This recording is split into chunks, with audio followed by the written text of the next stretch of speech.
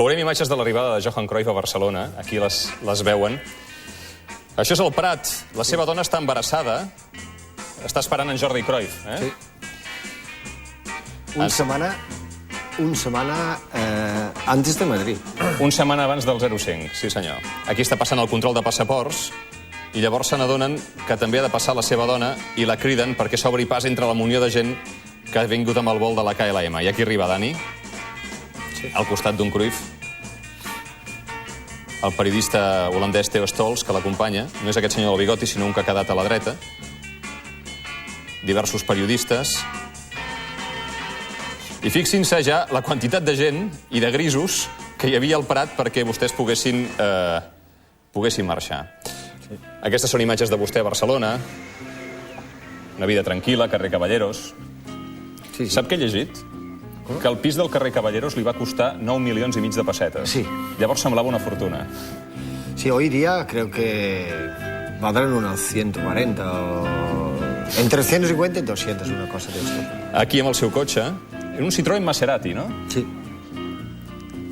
Imatges familiars. En esta época ya existía el sistema leasing, que hoy día también existe, y yo tenía este sistema de leasing. Però tu els cotxes sempre te'ls han regalat, no? No, siempre el leasing, porque la fiscalía holandesa, cuando te regalan algo... Ah, també passes per... Hay que pagar. Yeah. Entonces, en este momento haremos un leasing que es mucho más barato. Porque no dicen que tienes que pagar 1.000 pesetas o 10.000 a la semana o al mes. Pues por 1.000 pesetas se puede hacer mucho. Atenció al vídeo de l'any 73, és un vídeo 2000,